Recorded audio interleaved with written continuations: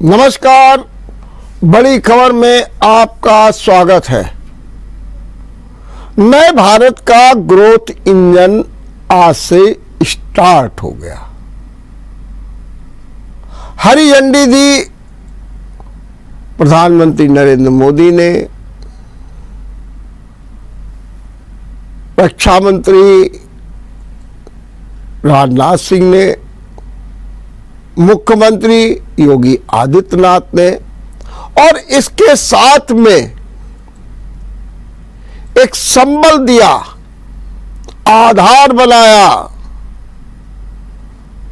देश के नहीं बल्कि अंतर्राष्ट्रीय जगत के जाने माने उद्योगपतियों ने। मुकेश अंबानी ने, एन चंद्रशेखर ने,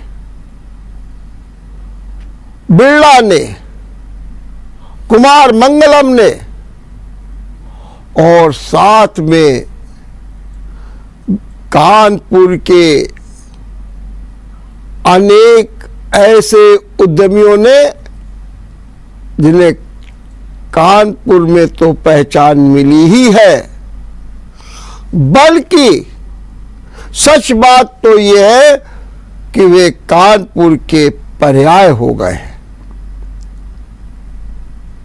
1000 करोड़ से अधिक का निवेश करने वालों में कानपुर के 10 लोग हैं। अभी हमारे पास एक आंकड़ा आया, अभी आया, कि कानपुर के लिए 15,000 करोड़ के निवेश का लक्ष्य रखा गया था, लेकिन यहां के प्रशासन, यहां के उद्योगपतियों ने ऐसा प्रयास किया कि 15,000 करोड़ का आंकड़ा बढ़कर के 87,000 करोड़ हो गया। 15,000 करोड़ की जगह पर 87,000 करोड़ हो गया कानपुर का। जी हां, हम बात कर रहे हैं ग्लोबल समिट की, जिसे निवेश कुंभ भी कहा जा रहा है। यह भी कहा जा रहा है कि यूपी ने इंटरनेशनल उड़ान भर दी है। यह भी कहा गया कि भारत की समृद्धि से ही विश्व की समृद्धि है। तो याद रहे कि भारत की समृद्धि भी यूपी की समृद्धि से है। एक समय था जब उत्तर प्रदेश को बीमारू राज्य कहा जाता था। बीमारू राज्य में उत्तर प्रदेश थे, बिहार थे, मध्य प्रदेश और राजस्थान। लेकिन आज मुख्यमंत्री योगी आदित्यनाथ ने एक भव्य पंडाल दिग्गजों के बीच, महारथियों के बीच ऐलान किया कि अब उत्तर प्रदेश बीमारू राज्य नहीं रह गया है। बहुत बड़ा ऐलान। और एक बात तो सबसे ज्यादा रही,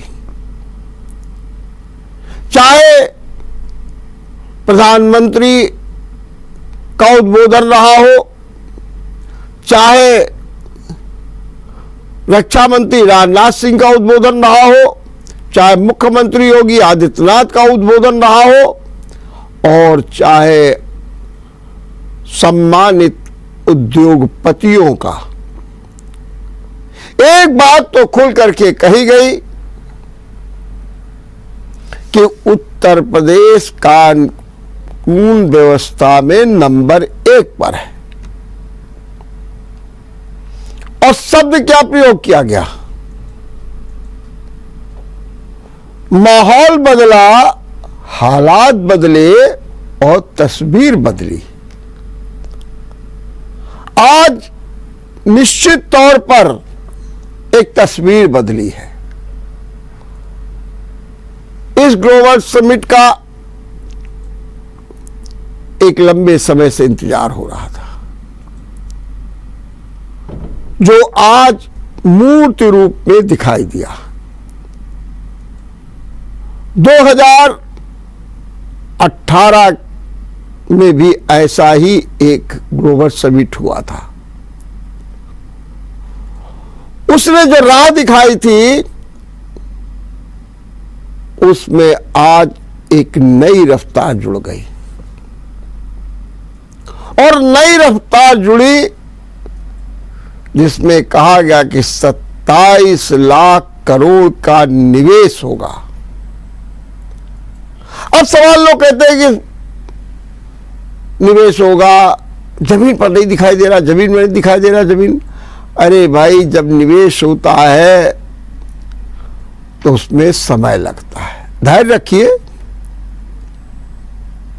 2022 में निवेश हो रहा है। मैं दावे के साथ कह रहा हूं 2024 देखिएगा, जब निवेश जमीन पर दिखाई देगा। डिफेंस कॉरिडोर जमीन पर दिखाई देगा, जमीन पर दिखाई देगा। एनर्जी प्लांट जमीन पर दिखाई देगा, बायोगैस के प्लांट जमीन पर दिखाई देगा, मैन्युफैक्चरिंग हब, और जमीन पर दिखाई देगा फूड प्रोसेसिंग, जमीन पर दिखाई देगा टेक्सटाइल, और जमीन पर दिखाई देगा पर्यटन। जो अगर हम औद्योगिक विकास मंत्री नंदलाल गुप्ता की बात माने तो 2 करोड़ रोजगार के अवसर पैदा होंगे। प्रधानमंत्री नरेंद्र मोदी ने आज उत्तर प्रदेश की भरपूर तारीफ की और कहा, ये वो उत्तर प्रदेश है जहां पर परंपरागत आधुनिक एमएसएमई का एक बहुत अच्छा नेटवर्क है। और उन्होंने भदोई की कालीन और वाराणसी की सिल्क का जिक्र भी किया और कहा कि किस तरीके से उत्तर प्रदेश टेक्सटाइल हब बन रहा है।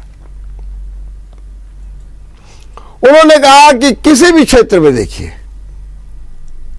हर क्षेत्र में यूपी आगे बढ़ रहा है। उन्होंने कहा कि स्किल डेवलपमेंट के तहत 92,000 लोगों को ट्रेंड किया गया, एक बड़ी उपलब्धि है। उन्होंने यह भी कहा कि किस तरीके से शिक्षा के जगत में 4 यूनिवर्सिटीज ने एक लोहा बनवाया। आइए हम प्रधानमंत्री के उद्घाटन की एक स्पीच जो हुई है उसकी एक झलक सुनाते हैं। भारत के प्रधानमंत्री के साथ साथ उत्तर प्रदेश का सांसद भी बनाया है।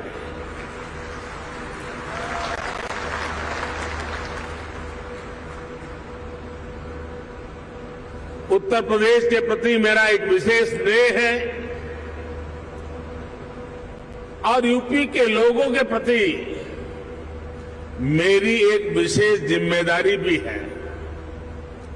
मैं आज उस दायित्व को भी निभाने के लिए आज इस समिट का हिस्सा बना हूं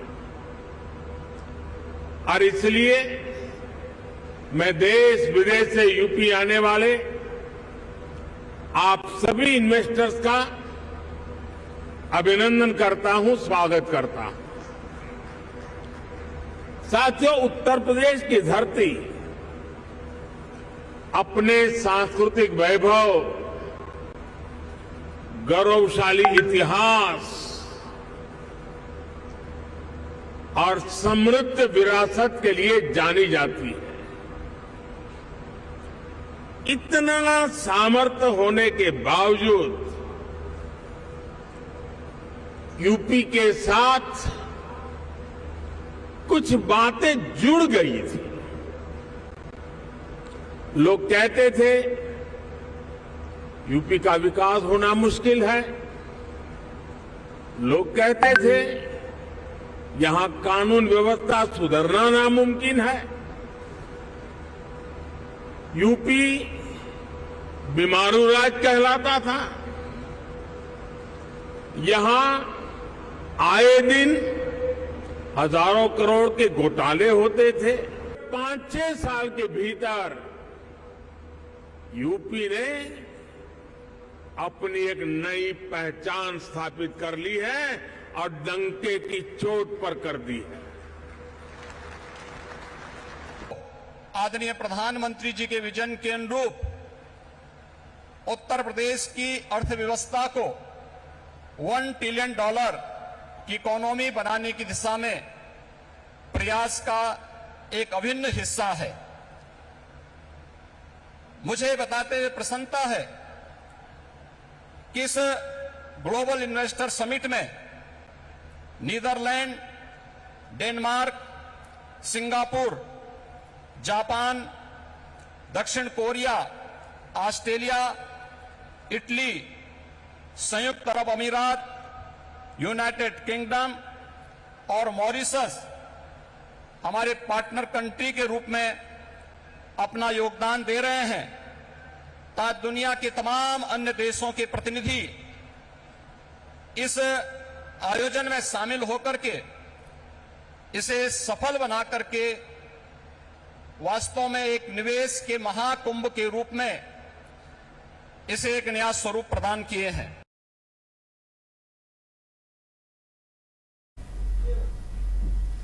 प्रधानमंत्री के भाषण में उनका यूपी के प्रति एक लगाव दिख रहा था और ऐसा लग रहा था कि वो उत्तर प्रदेश के लिए बहुत कुछ करना चाहते हैं। प्रारंभ में प्रधानमंत्री ने जब संबोधन किया तो उपस्थित महानुभावों का स्वागत किया। प्रधानमंत्री ने स्वयं कहा कि मैं तो यहां मुख्य अतिथि हूं, लेकिन इसके बावजूद भी हमने स्वागत का जिम्मा लिया। क्यों? उसका कारण यह है कि वाराणसी का मैं सांसद भी हूं। प्रधानमंत्री ने अपने गहन अध्ययन और अपना जो विजन है उसके अनुसार बताया कि किस तरीके से उत्तर प्रदेश में गंगा के दोनों ओर 5 किलोमीटर पर प्राकृतिक खेती शुरू कर दी गई है। उन्होंने यह भी बताया डेयरी, फिशरीज, एग्रीकल्चर की यहां पर कितनी संभावना है, फूड प्रोसेसिंग की कितनी संभावना है, कारोबार का कितना अच्छा माहौल है, इंफ्रास्ट्रक्चर कितना मजबूत है। और प्रधानमंत्री ने कहा कि निश्चित रूप से यहां पर जो माहौल बनेगा, खासतौर से उन्होंने डिफेंस कॉरिडोर की भी चर्चा की। कहा 2 डिफेंस कॉरिडोर हैं और एक डिफेंस कॉरिडोर यूपी में, जहां पर जल्द उत्पादन शुरू होगा। तो उन्होंने साफ साफ शब्दों में कहा कि उत्तर प्रदेश ने कई आयाम स्थापित किए हैं और जो उनका ये ग्लोबल समिट है वो अपने आप में अनूठा है, अतुलनीय है, अद्वितीय है। हम यहां पर लेंगे एक छोटा सा ब्रेक। ब्रेक के बाद आपका एक बार फिर स्वागत है। मुख्यमंत्री योगी आदित्यनाथ ने बताया कि 18,643 MOUs पर साइन हुए और उससे 32,92,000 करोड़ का निवेश होगा और इससे 92,50,000 रोजगार के अवसर पैदा होंगे। मतलब एक बड़ी उपलब्धि। मुख्यमंत्री ने यह भी बताया कि किस तरीके से हमने निवेशकों को सुविधाएं प्रदान की हैं। निवेश मित्र, निवेश सारथी के साथ में ये तक है कि एक एक उद्योगपति के लिए एक एक अधिकारी को अटैच कर दिया गया कि देखिए कि आपकी फाइलें कहां रुकती हैं। अधिकारी स्वयं समस्याओं का निदान कराएगा। कहां ऐसी सुविधाएं मिलने वाली है। और ये ऐसे नहीं हुआ है। 13 देशों में और उत्तर प्रदेश के 26 जिलों में रोड शो किए गए और यहां के 10,000 प्रतिनिधि भाग ले रहे हैं। 34 सत्र होंगे 3 दिन तक। आज से 3 दिन तक चलेंगे और साथ में यह भी होगा कि दिग्गज केंद्रीय मंत्री अपने अपने विभागों का परिचय करा करके उद्योगपतियों को एक दिशा देने का भी काम करेंगे। गृह मंत्री, जिनका इस समय सहकारिता पर सबसे ज्यादा जोर है, अमित शाह, वो भी भागीदारी बने। और इतना ही नहीं, 12 तारीख को राष्ट्रपति द्रौपदी मुर्मू इसका समापन करेंगी।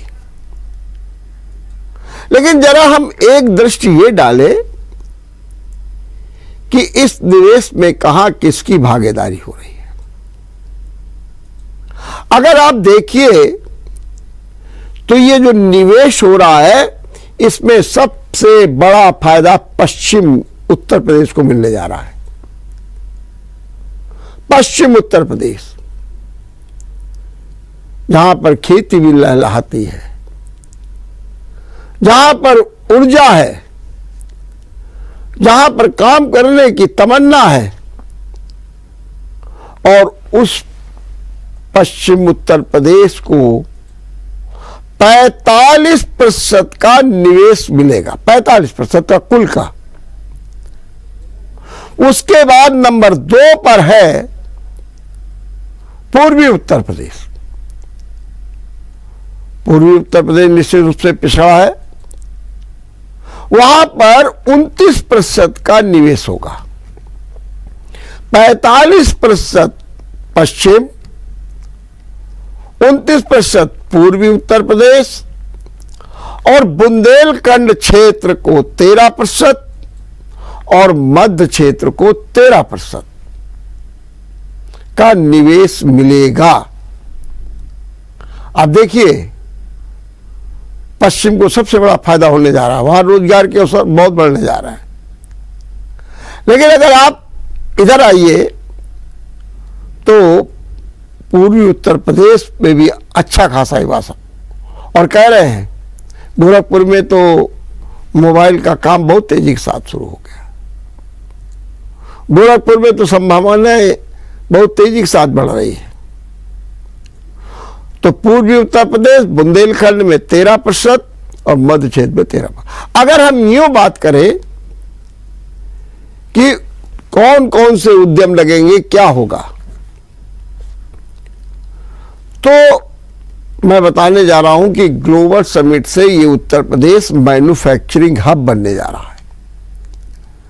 मैन्युफैक्चरिंग पर 56% निवेश होगा। 56%। उसके बाद नंबर 2 पर होगा फूड प्रोसेसिंग,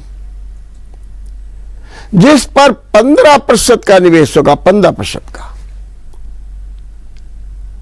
और इसके बाद होगा तीसरे नंबर पर टेक्सटाइल। टेक्सटाइल पर 7% का निवेश होगा। ये भागीदारी है। नंबर 1 पे मैन्युफैक्चरिंग, नंबर 2 पर फूड प्रोसेसिंग, नंबर 3 पर टेक्सटाइल और नंबर 4 पर टूरिज्म, पर्यटन 5%। और अन्य क्षेत्रों में 17% का होगा। अन्य क्षेत्र है वहां पर निवेश 17% का होगा। यह भागीदारी है। और कुल मिलाकर के अगर देखा जाए तो एक उत्तर प्रदेश समृद्धि की दिशा में बढ़ रहा है। लेकिन यहां लोग कहते हैं, प्रतिक्रिया भी आ रही है विपक्ष की, जमीन पे न कुछ दिखाए और न दिखाई देगा। हमारे सपा के मुखिया अखिलेश यादव का तो ये बयान है, आज वो वाराणसी में थे और कह रहे थे कि कोई भी सूट पहने दिखाई देता है उससे MOUs में साइन करा लिए जाते हैं। तंज कसा। बहरहाल अगर इतना बड़ा वैभव है, जहां अंबानी ये कह रहे हो कि हम 75,000 करोड़ के काम करेंगे, हम यहां पर जो है 10 गीगावाट का रिन्यूएबल एनर्जी प्लांट लगाएंगे, बायोगैस प्लांट लगाएंगे, 50,000 करोड़ अभी तक हम खर्च कर चुके हैं और इस 75,000 करोड़ 4 साल में खर्च होंगे, 1 लाख लोगों को रोजगार के अवसर मिलेंगे। तो कहीं ना कहीं तो जमीन में पुख्ता बात हो ही रही है। अगर टाटा ये बात कह रहे हैं, बिरला की ओर से भी ये बात की जा रही है, तो निश्चित रूप से इसका लाभ उत्तर प्रदेश को मिलने जा रहा। चलते चलते आज हम आपको एक दिलचस्प खबर बता दें। आज तो उत्तर प्रदेश जहां बीमारू राज्य से बाहर आ गया है, वहीं इसका एक सहयोगी था राजस्थान, वो तो लगता है बीमार से बीमार होते चले जा रहे हैं। आज उत्तर प्रदेश के बाद जो राजस्थान के हालात हैं, जहां कांग्रेस की सरकार है, तो माना तो ये जा रहा था कि वहां पर भी प्रगति होगी, लेकिन प्रगति क्या होगी?